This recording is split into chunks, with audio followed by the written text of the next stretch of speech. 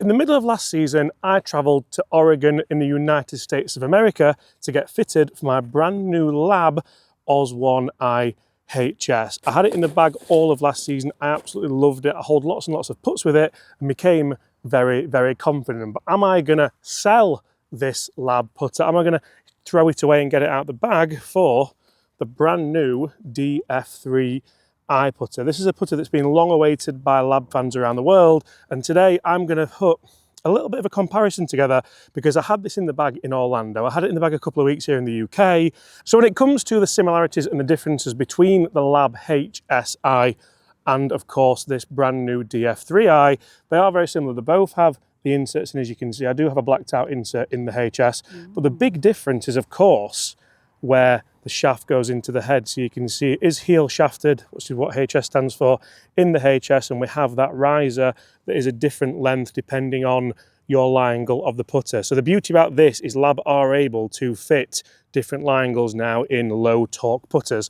Zero torque isn't really a thing anymore. L.A.B aren't talking about it too much because everything has an element of torque, and I know that's something the guys at L.A.B do get a little bit frustrated with the other brands in golf, because it's so easy just to coin a phrase and try and market it as that. But I have felt, does it stay, Bob?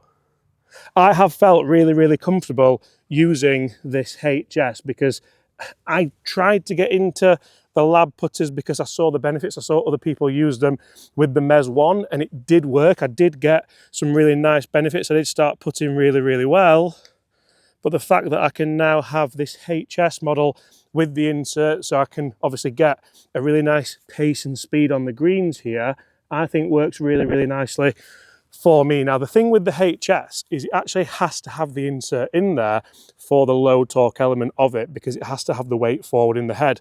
You can see the shaft isn't just in the heel, it's kind of set back as well. So the center of gravity of this putter is slightly different than that of a, well, very different than that of a standard heel shafted putter.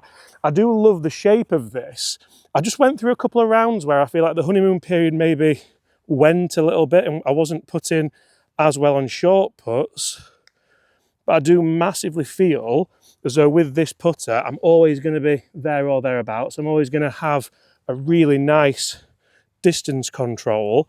And I don't really have to think too much about the stroke. You can see I can just kind of take the putter away, and from there, it will generally work really, really nicely for me. So from this distance, these are always going to be your birdie putts with really good shots, or mostly going to be your par putts, but I certainly feel like that can really, really help me. Now, when it came to the DFI3, or the DF3i should I say, I've never been a DF3 fan. I won't lie to you, I was never a kind of huge fan of the shape of it. Now, I tested the sweeper version, so the really, really long version of the kind of chest putter, and I did like it quite a lot. I thought, yeah, you know what, I can see myself coming to terms with it, I can see myself using it. But then I thought, well, I'm actually putting quite well.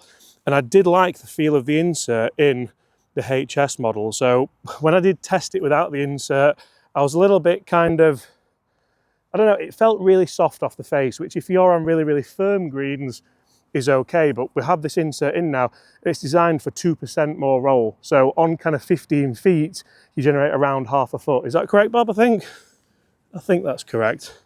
Half a foot more roll. So I actually feel like in Florida, I didn't even think at all about my stroke. I feel like this putter, I don't know why I'm sort of my shadow over the hole because that's the most annoying thing in the world, pretty much strokes itself. And from there, I'm eradicating any other outside agency other than have I lined it up properly and how am I going to hit it firm enough.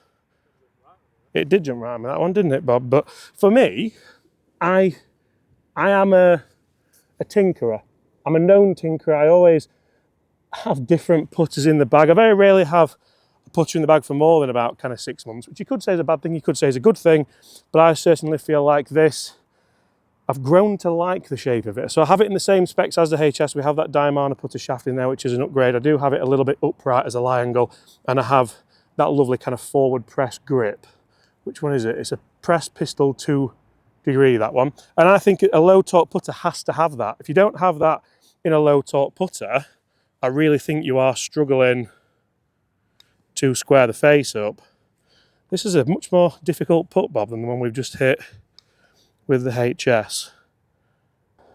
So for example, on long putts, say if we're off the fringe here, I feel like the first time I tried this DF3i with the insert, it felt a little bit clicky, it felt a little bit pingy, but that's not necessarily a bad thing from this distance, because as I said, I'm not worried about the start line too much.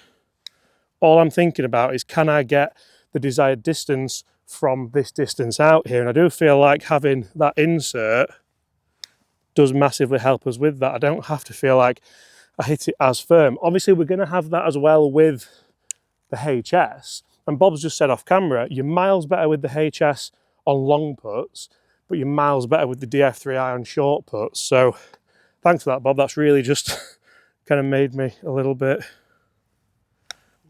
not too sure. But you can see the roll on that is absolutely fantastic, isn't it? And I do feel like this isn't a foregone conclusion, by the way. I'm not just doing a video for the sake of doing a video on what putters are in the bag, because I certainly feel like, oh, that was going to go in, that wasn't it?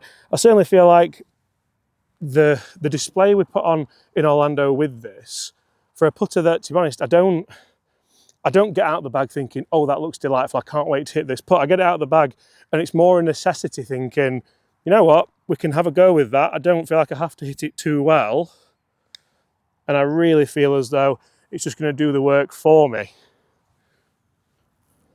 I've just realised what the difference in sound is. You know, when you go, it's the echo of the ball. And you know what I like as well when you're playing match play? I do like that. Oh, you can just pick it out. But one of the big factors here is, if you're missing a lot of 6-footers or 5-footers, it can be really detrimental to your score, really detrimental to your confidence in your game.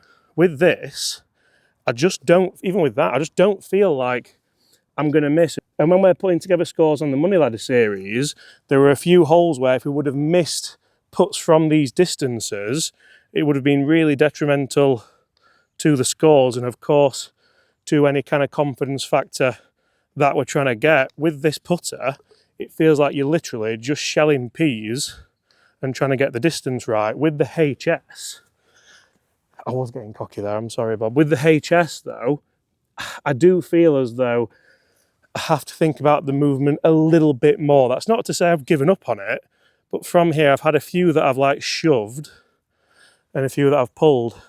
And as soon as you have that on the first hole or the second hole, the rest of the round can become rather difficult. Guys, do me a favour, get in the comments below. You've all seen me use these putters in different locations. Comment below which one would you be using if you were me in 2026. And why is it the HS with my son's name on? Because I didn't get it in there. Bad, that, innit? Anyway, see you all tomorrow. Goodbye.